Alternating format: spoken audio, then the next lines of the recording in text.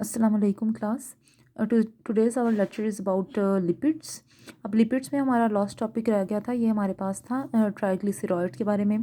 Triglyceride को हम लोग नेचुरल फ़ैट भी बोलते हैं, साथ में ट्राई एसाइल ग्लिसरॉल भी बोलते हैं। अब हमारे पास क्या होता है, हम लोग आज नेचुरल फ़ैट की बात करते हैं, हम ट्राइग्लिसराइड की। इसमें अब हमारे पास क्या होता है, क्योंकि इसका नाम ट्राई है, ट्राई मीन्स 3। इसके अंदर क्या होता है, ये ग्लिसरॉल से और साथ में फैटी एसिड से मिलके बनता है। लेकिन इसके अंदर क्योंकि लिखा हुआ है ट्राई का मीन होता है कि हमारे पास 3 फैटी एसिड इसमें अटैच होंगे इसके मालिक्यूल के अंदर। अभी हम लोगों ने पिछले लेक्चर में भी देखा था कि हमारे पास 3 फैटी एसिड किस तरह अटैच होते हैं। 3 फैटी एसिड हैं और ग्लिसरॉल है। अब ग्लिसरॉल का 1 मालिक्यूल है और फैटी एसिड के 3 मालिक्यूल्स हैं। यहाँ पे हाइड्रोजन और OH जो से हैं रिमूव होकर तीनों क्या बनाएंगे, 3 वाटर के मालिक्यूल रिमूव कर देंगे और हमारे पास फैट प्रिपेयर हो जाएगा। अब फैट जो है उसको हम लोग ये वो वाला फैट जिसके अंदर 3 फैटी एसिड यूज़ होते हैं उसे हम लोग ट्राइग्लिसराइड, नेचुरल फैट या फिर ट्राई एसाइल ग्लिसरॉल बोलते हैं। अब यहाँ पे हमारे पास है कि ग्लिसरॉल का जो पोर्शन होता है वो सारे फैट्स के अंदर सेम होता है, यानी कि ये वाला जो पोर्शन होता है ग्लिसरॉल, ये सब फैट के अंदर सेम होता है। डिफरेंस कहाँ पे आता है, लेकिन सारे फैटी एसिड क्या होते हैं, डिफरेंट होते हैं। अब क्या होता है हमारे पास फैटी एसिड कैसे डिफरेंट होते हैं, सब फैट के अंदर डिफरेंस जो सा है वो फैटी एसिड की वजह से आता है। क्योंकि अब यहाँ पे भी जो मैंने रिएक्शन लिखा हुआ है वो एक जनरल रिएक्शन है। यहाँ पे हमारे पास जो आर ग्रुप है, आर ग्रुप को रिप्लेस करते हैं क्योंकि ये अल्काइल ग्रुप है। अल्काइल ग्रुप को रिप्लेस करेगी चेन हमारे पास कार्बन की। अब कार्बन यहाँ पे सिंगल चेन भी हो सकती है, यानी कि 1 कार्बन वाली भी चेन भी हो सकती है, 2 कार्बन वाली चेन भी हो सकती है और 3 कार्बन वाली भी चेन हो सकती है। यानी कि इसमें क्या होता है हमारे पास, ये जो आर है इसको रिप्लेस करती है कार्बन की चेन, और वो कार्बन की चेन लेंथ में यानी कि 3 कार्बन भी हो सकते हैं, 4 कार्बन भी हो सकते हैं, लेंथ में वेरी करते हैं, डिफरेंट कार्बन की चेन हो सकती हैं। तो हमारे पास क्या है कि हमारे पास ग्लिसरॉल का पोर्शन सब में सेम होता है। डिफरेंस कहाँ पे आता है, डिफरेंस फैटी एसिड के अंदर आता है, और फैटी एसिड के अंदर कहाँ पे आता है, उनकी लेंथ के अंदर, उनकी जो कार्बन चेन होती है उसकी लेंथ के अंदर डिफरेंस आता है। नेक्स्ट है हमारे पास यहाँ पे उन्होंने बताया हुआ है कि हमारे पास जो मोस्ट कॉमन चेन होती है ये नेचुरल फैट की, उसके अंदर 14 से लेकर 20 कार्बन होते हैं, सिर्फ 14 से लेकर 20 कार्बन एटम प्रेजेंट होते हैं। यानी कि हमारे पास जो सी यहाँ पे आर ग्रुप है, आर ग्रुप की जगह जो सा है ये मैंने 3 कार्बन लिखे हुए हैं, यहाँ पे टोटल 14 कार्बन होंगे और 14 कार्बन यहाँ पे आ जाएंगे हमारे पास। नेक्स्ट हमारे पास है टाइप्स ऑफ फैट लिखे हुए हैं। फैट की 2 टाइप्स होती हैं, एक को हम लोग कहते हैं सैचुरेटेड फैट और एक को हम कहते हैं अनसैचुरेटेड फैट। अब सबसे पहले हमारे पास याद रखना है कि सैचुरेटेड फैट वो होते हैं जिनके अंदर सिंगल बॉन्ड प्रेजेंट होता है, और अनसैचुरेटेड फैट वो होते हैं जिनके पास डबल या फिर ट्रिपल बॉन्ड प्रेजेंट होता है। अब ये बात हमेशा याद रखनी है कि जो सिंगल बॉन्ड है वो स्ट्रॉन्ग बॉन्ड होता है, और जो डबल और ट्रिपल बॉन्ड है वो हमेशा वीकर बॉन्ड होते हैं। अब क्योंकि ये जो सा सिंगल बॉन्ड है ये स्ट्रॉन्गर बॉन्ड है, ये हमेशा मुश्किल से टूटता है, और जो डबल और ट्रिपल बॉन्ड है वो क्योंकि वीकर बॉन्ड है वो उसकी निस्बत ज़रा जल्दी टूट जाते हैं, जल्दी ब्रेक हो जाते हैं। अब सैचुरेटेड फैट के बारे में देख लेते हैं। सैचुरेटेड फैट हमारे पास वो होता है जो एनिमल फैट होता है वो सैचुरेटेड होता है, क्योंकि एनिमल फैट के अंदर सारे सिंगल बॉन्ड प्रेजेंट होते हैं।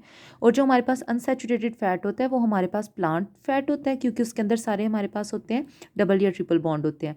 अगर हम लोग रूम टेम्परेचर के ऊपर डिफ्रेंशिएट करना चाहें कि कौन से फ़ैट के अंदर सिंगल बॉन्ड होंगे और कौन से के अंदर डबल या ट्रिपल बॉन्ड, तो हम लोग इजीली डिफ्रेंशिएट कर सकते हैं। हम लोग कैसे डिफ्रेंशिएट कर सकते हैं, हम लोग ऐसे डिफ्रेंशिएट कर सकते हैं कि रूम टेम्परेचर के ऊपर जोन सा फैट जोन सा है वो सॉलिड फॉर्म में होगा। जैसे हमारे घरों में बनास्पति घी होता है वो रूम टेम्परेचर के ऊपर सॉलिड होता है, तो उसके अंदर हमारे पास होता है सिंगल बॉन्ड प्रेजेंट होते हैं। और जो ऑयल्स होते हैं ज़्यादातर जो से हैं जो इजीली रूम टेम्परेचर के ऊपर जो से वो इसमें कन्वर्ट हो जाते हैं, ऑयल में कन्वर्ट हो जाते हैं, यानी कि लिक्विड में कन्वर्ट हो जाते हैं, वो हमारे पास कौन से होते हैं, अनसैचुरेटेड होते हैं, जिनके पास डबल या फिर ट्रिपल बॉन्ड होता है, इनको हम लोग लिक्विड फैट भी बोलते हैं। अब हमारे पास यहाँ पे हमारे पास आ जाता है कि हम इसके जो स्ट्रक्चर होगा फैट का, उसके अंदर कार्बन और कार्बन के दरम्यान में सिंगल बॉन्ड होता है, और कार्बन और हाइड्रोजन के दरम्यान में हाइड्रोजन बॉन्ड प्रेजेंट होता है।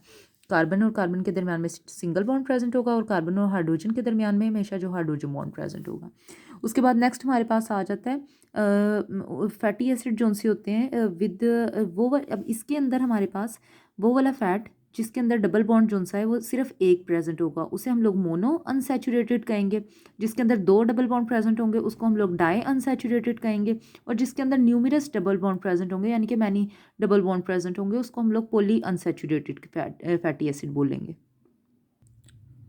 अब नेक्स्ट क्लास हमारे पास आ जाता है फॉस्फोलिपिड्स के बारे में। फॉस्फोलिपिड सेम टू सेम हमारे पास फैट की तरह होते हैं। जैसे फैट हमारे पास फैटी एसिड और ग्लिसरॉल से बनता है, उसी तरह फॉस्फोलिपिड्स भी हमारे पास फैटी एसिड और ग्लिसरॉल से बनते हैं। लेकिन थोड़ा सा चेंज कहाँ पे आता है कि हमें पता है कि फ़ैट के अंदर जो सी फैटी एसिड होती हैं उसके फैटी एसिड की हमारे पास से टोटल 3 चेन्स लगती हैं। यहाँ पे जैसे हमारे पास फैटी एसिड की 1 2 3 चेन्स अटैच हुई हुई हैं। अब जो 2 फैटी एसिड की चेन्स हैं वो बिल्कुल सेम वैसी होती हैं, लेकिन थर्ड जो सी चेन होती है उसको रिप्लेस कर देता है फॉस्फेट या फिर नाइट्रोजन कंटेनिंग ग्रुप रिप्लेस कर देता है। अब ये जो फॉस्फेट या फिर नाइट्रोजन कंटेनिंग ग्रुप है ये पानी के अंदर सॉल्युबल होता है, इस वजह से हम लोग इसको बोलते हैं हाइड्रोफिलिक। हाइड्रोफिलिक उसको कहते हैं जो वाटर सॉल्युबल होता है, और ये क्या बनाते हैं उस चेन का हेड बनाएगा। जबकि बाकी रिमेनिंग पोर्शन जो सा होता है वो इनसॉल्युबल होता है वाटर के अंदर, जिसको हम लोग बोलते हैं हाइड्रोफोबिक। जो वाटर के अंदर इनसॉल्युबल होते हैं उनको हम लोग हाइड्रोफोबिक बोलते हैं, और ये टेल बनाता है उस मॉलिक्यूल की। जैसे इन्होंने कहा है कि फर्स्ट 2 जो सी चेन्स हैं वो सेम होंगी, थर्ड वाली जो चेन है ये वाली जो सी है वो ख़त्म हो जाएगी। इसकी जगह को क्या चीज़ अटैच हो जाएगी, फॉस्फेट या फिर नाइट्रोजन कंटेनिंग ग्रुप अटैच हो जाएगा, फॉस्फेट या फिर नाइट्रोजन अटैच हो जाएगा। अब क्योंकि ये वाला ग्रुप जो लॉस्ट पोर्शन जो सा है वो क्या होगा, वाटर सॉल्युबल होगा, इस वजह से वो हेड बनाएगा। बाकी रिमेनिंग पोर्शन जो सा है वो क्या बनाएगा, वो टेल बनाएगा, क्योंकि वो क्या है, वाटर इनसॉल्युबल है। अब हमारे पास फॉस्फोलिपिड का फंक्शन आ जाता है। उन्होंने कहा है कि हमारे पास ये बहुत इंपॉर्टेंट स्ट्रक्चरल कंपोनेंट है, यानी कि स्ट्रक्चर बनाता है। इस वजह से इंपॉर्टेंट है क्योंकि इसके पास, इसकी एक साइड के पास टेंडेंसी होती है कि वो वाटर के अंदर सॉल्युबल हो सकती है, और दूसरी साइड के पास टेंडेंसी होती है कि वो वाटर के अंदर सॉल्युबल नहीं हो सकती। नेक्स्ट हमारे पास आ जाते हैं स्टीरॉइड्स। स्टीरॉइड्स क्या होते हैं, स्टीरॉइड्स वो होते हैं जिसके अंदर लिपिड जो से होते हैं वो सॉल्युबल होते हैं, यानी कि ऑयली लिपिड का टेक्सचर ऑयली होता है, और स्टीरॉइड्स का भी, ये दोनों एक दूसरे के अंदर सॉल्युबल हो सकते हैं। लिपिड का हम लोग स्ट्रक्चर स्टडी करते हैं, इसकी टोटल जो सी होती हैं वो हमारे पास 4 चेन्स होती हैं, और 4 चेन्स जो सी हैं आपस में फ्यूज़ हुई होती हैं। इसमें से जो सी 3 चेन्स होती हैं वो हमारे पास जो सी हैं, तीनों चेन जो सी हैं वो 6 रिंग्ड होती हैं, 1 2 3 4 5 6। ये तीनों जो सी हैं 6 साइडेड होती हैं, जबकि जो सी फोर्थ वाली होती है वो क्या होती है, 5 साइडेड, 1 2 3 4 5 होती हैं इसमें। और टोटली अगर 4 रिंग्स का देखा जाए तो 17 कार्बन इसके अंदर अटैच होंगे। अब हमें कैसे पता चलेगा 17 कार्बन है, इसके हर कॉर्नर पे कार्बन अटैच है, 1 2 3 4 5 6 7 8 9 10 11 12 13 14 15 16 17, यानी कि टोटल हमारे पास अब 4 रिंग के अंदर 17 कार्बन प्रेजेंट है। हर कॉर्नर के ऊपर इनका जो है वो कार्बन एक प्रेजेंट होगा। नेक्स्ट क्लास हमारे पास स्टीरॉयड की एग्जांपल आ जाती है। इसकी हमारे पास एग्जांपल है स्टीरॉयड, ये विटामिन डी होते हैं स्टीरॉयड्स, और हार्मोन भी स्टीरॉयड्स होते हैं। हार्मोन जो से होते हैं वो 3 टाइप्स के स्टीरॉयड्स होते हैं। एड्रीनल ग्लैंड के अंदर जो हार्मोन प्रेजेंट होते हैं वो स्टीरॉयड होते हैं, उसके अंदर एल्डोस्टेरोन आ जाता है। ओवरी के अंदर हमारे पास हार्मोन प्रेजेंट होते हैं, एस्ट्रोजन प्रेजेंट होता है ह्यूमन ओवरी के अंदर, वो हमारे पास स्टीरॉयड होता है। टेस्टिस के अंदर, ह्यूमन टेस्टिस के अंदर हमारे पास स्टीरॉयड प्रेजेंट होते हैं, जिसको हम लोग क्या कहते हैं, वो हार्मोन प्रेजेंट होते हैं जो स्टीरॉयड होता है, जिसको हम कहते हैं टेस्टोस्टेरोन। अब हमारे पास नेक्स्ट टॉपिक स्टार्ट हो रहा है प्रोटीन का। अब प्रोटीन का जो हमारे पास टॉपिक है, प्रोटीन के अंदर आ जाता है, ये पॉलीमर होते हैं अमाइनो एसिड के। पॉलीमर का मतलब क्या होता है कि ढेर सारे अमाइनो एसिड जो से होते हैं वो आपस में कंबाइन होते हैं और एक हमारे पास प्रोटीन का स्ट्रक्चर बनता है, इसको कहते हैं पॉलीमर। और इसके साथ साथ ये इसके इनके अंदर और भी चीज़ें प्रेजेंट होती हैं, जिसमें और भी कंपाउंड और भी एलिमेंट्स सॉरी प्रेजेंट होते हैं, जैसे कार्बन, हाइड्रोजन, नाइट्रोजन, ऑक्सीजन और सल्फर। नेक्स्ट हमारे पास इनके फंक्शंस लिखे हुए हैं। नंबर 1, ये स्ट्रक्चर मटेरियल होते हैं, यानी कि ये क्या करते हैं, डिफरेंट स्ट्रक्चर बना रहे होते हैं। सेकंड नंबर पे ये क्या होते हैं, एज अ एनर्जी सोर्स होते हैं, यानी कि प्रोटीन जो है वो एनर्जी भी प्रोवाइड करने के काम आता है। नंबर 3 हमारे पास आ जाते हैं कि ये अगेंस्ट डिजीज़ काम करते हैं। अब अगेंस्ट डिजीज़ कैसे काम करेंगे, क्योंकि बॉडी के अंदर जो हमारे पास एंटीबॉडीज़ रिलीज़ होती हैं किसी भी बीमारी के खिलाफ, जो हमारा इम्यून सिस्टम रिलीज़ करता है, वो प्रोटीन से मिलके बनी होती है। नेक्स्ट हमारे पास आ जाते हैं केमिकल मैसेंजर, हार्मोन्स होते हैं उसमें, वो हमारे पास प्रोटीन के मिलके बने होते हैं। नेक्स्ट हमारे पास है act as receptor on cell membrane. अब सेल मेम्ब्रेन के ऊपर रिसेप्टर्स होते हैं।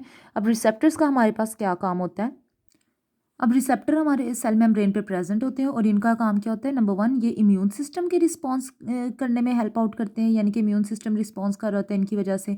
नंबर 2, जिसके सेल्स की अगर ग्रोथ करवानी होती है, डिवीजन करवानी होती है, या उनकी डेथ करवानी होती है, वो सब कुछ बॉडी के अंदर कौन कंट्रोल करता है, रिसेप्टर्स कंट्रोल करते हैं, और ये रिसेप्टर जो से होते हैं वो प्रोटीन के मिलके बने होते हैं।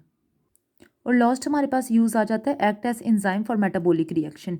ये बहुत सारे रिएक्शन के लिए एज ए एंजाइम काम कर रहे होते हैं। एंजाइम क्या होता है हमारे पास, ये रिएक्शन को स्पीड अप करवाता है। फॉर एग्जांपल अगर एक रिएक्शन 2 घंटे में हो रहा होता है, तो अगर हम लोग एंजाइम उसके अंदर यूज़ करेंगे तो वही वही सेम रिएक्शन जो है वो 1 आवर के अंदर अंदर कंप्लीट हो जाएगा। नेक्स्ट हमारे पास टॉपिक स्टार्ट हो रहा है अमाइनो एसिड। अमाइनो एसिड क्या होते हैं? अमाइनो एसिड मैंने पहले ही बताया था, प्रोटीन अमाइनो एसिड से मिलकर बनते हैं। अमाइनो एसिड आपस में अटैच होते जाएंगे तो हमारे पास प्रोटीन बनती है। टोटल ह्यूमन की बॉडी के अंदर 20 अमाइनो एसिड प्रेजेंट होते हैं। अब अमाइनो एसिड का स्ट्रक्चर देख लेते हैं। हमारे पास अमाइनो एसिड का स्ट्रक्चर क्या होता है? सेंट्रल में हमारे पास होता है अल्फा कार्बन, ऊपर इसके अटैच हुआ होता है फंक्शनल ग्रुप अटैच हुआ होता है। फंक्शनल ग्रुप हमारे पास आर होता है। नेक्स्ट हमारे पास NH2 अटैच हुआ होता है, ये हमारे पास अमाइनो ग्रुप होता है। COOH को हम लोग बोलते हैं कार्बोक्सिलिक ग्रुप होता है हमारे पास, और नीचे हमारे पास प्रेजेंट होता है हाइड्रोजन एटम। अब सारे अमाइनो एसिड हमारे पास जो से सेम होते हैं, सबका स्ट्रक्चर सेम है, बस डिफरेंस कहाँ पे आता है? इस आर के अंदर। आर की जो चेन होती है, यहाँ पे चेन की लेंथ चेंज होती रहती है, और हमारे पास अमाइनो एसिड डिफरेंट होते रहते हैं। अगर 2 कार्बन लगेंगे तो चेंज अमाइनो एसिड होगा। अगर इसी की जगह 3 कार्बन अटैच हो जाएंगे तो यहाँ पे अमाइनो एसिड जो है वो दूसरा अमाइनो एसिड होगा। अगर 4 हो जाएंगे या 5 हो जाएंगे तो हमारे पास अमाइनो एसिड डिफरेंट होगा, यानी कि आर की वजह से अमाइनो एसिड डिफरेंट बन रहे होते हैं। अब नेक्स्ट है हमारे पास कि अमाइनो एसिड प्रोटीन किस तरह बनाते हैं। अब ये मैंने 2 अमाइनो एसिड लिए, बिल्कुल सेम वैसे ही जैसे थे, बस फ़र्क क्या है? जैसे पीछे एक स्ट्रक्चर बना था वो वाला मैंने स्ट्रक्चर बनाया। फ़र्क क्या है? यहाँ पे बॉन्ड COOH है, सी जो है यहाँ पे आ गया। एक ऑक्सीजन ने डबल बॉन्ड O बनाया, एक ऑक्सीजन ने एक OH जो सा था वो मैंने यहाँ पे लगा दिया, यानी कि मैंने COOH को मैंने ओपन कार्बोक्सिलिक ग्रुप को मैंने ओपन करके लिख दिया। सेम इसी तरह का मैंने यहाँ पे लिखा हुआ है, ठीक है। नेक्स्ट हमारे पास आ जाता है कि यहाँ पे हमारे पास OH है और साथ में H है। अब यहाँ पे क्या होगा? ये H और OH जो उनसे हैं वाटर मिलके बनाएंगे। वाटर यहाँ पे माइनस लिख दिया, माइनस का मतलब होता है कि निकल जाएगा। और यहाँ पे जो ये बॉन्ड है, ये वाला बॉन्ड और ये वाला बॉन्ड, ये बिल्कुल स्ट्रेट, और ये डबल बॉन्ड O सीधा ऊपर चला जाएगा, ये सीधा H बना देगा, और यहाँ पे ये बॉन्ड स्ट्रेट होकर कार्बन और नाइट्रोजन के मिड में आ जाएगा, ये वाला बॉन्ड। इस बॉन्ड को हम लोग क्या कहेंगे? Peptide bond. यानी कि दो अमाइनो एसिड को कौन अटैच कर रहा होता है? पेप्टाइड बॉन्ड अटैच कर रहा होता है, और हमारे पास पूरा जो स्ट्रक्चर बनता है उसे हम लोग क्या कहते हैं? प्रोटीन कहते हैं। नेक्स्ट हमारे पास है length of amino acid chain in protein. उन्होंने कहा है कि प्रोटीन के अंदर कितने अमाइनो एसिड टोटल अटैच होते होंगे फिर हमारे पास प्रोटीन बनता होगा। वैसे तो हमारी बॉडी के अंदर 20 अमाइनो एसिड हैं, और ये 20 अमाइनो एसिड आपस में मिलकर 10,000 प्रोटीन बनाते हैं। अब एक प्रोटीन बनाने के लिए तकरीबन 50 से लेके more than 2,000 amino acid different proteins के अंदर अटैच होते हैं। यानी कि एक प्रोटीन है जिसके अंदर 50 अमाइनो एसिड अटैच होते होंगे, दूसरी प्रोटीन है जिसके, लेकिन वहाँ पे जो लार्ज प्रोटीन के मालिक्यूल्स होते हैं, यानी कि स्ट्रक्चर्स होते हैं, उनके अंदर 2,000 से भी ज़्यादा अमाइनो एसिड भी अटैच हो सकते हैं। अभी इसका मतलब ये नहीं है कि 20 से ज़्यादा अमाइनो एसिड होते हैं। इसका मतलब ये है कि बहुत सारे अमाइनो एसिड बार बार हमारे पास रिपीट भी हो रहे होते हैं। 20 essential amino acid, non essential amino acid होते हैं जो हमारी इंसानों की बॉडी के अंदर प्रेजेंट होते हैं, और 20 वो होते हैं जो इंसान की बॉडी में नहीं प्रेजेंट होते, और वो होते हैं एसेंशियल अमाइनो एसिड, यानी कि टोटल 20 बॉडी के अंदर प्रेजेंट होते हैं और 20 बॉडी के बाहर प्रेजेंट होते हैं। नेक्स्ट हमारे पास आ जाता है अब अमाइनो एसिड। अगर प्रोटीन हमारे पास 2 बॉन्डेड अमाइनो एसिड है, यानी कि अगर प्रोटीन बनाया है 2 अमाइनो एसिड ने, यानी कि जैसे हमारे पास यहाँ पे 2 अमाइनो एसिड आपस में अटैच हुए हैं तो एक प्रोटीन का मॉलिक्यूल बना है, तो इसको हम लोग कहेंगे डाइपेप्टाइड। अगर हमारे पास 3 अमाइनो एसिड आपस में अटैच हुए हैं और फिर प्रोटीन का मॉलिक्यूल बना है तो हम कहेंगे ट्राइपेप्टाइड। अगर हमारे पास बहुत सारे अमाइनो एसिड आपस में अटैच हुए हैं तो प्रोटीन बनी है तो हम लोग कहेंगे पॉलीपेप्टाइड। नेक्स्ट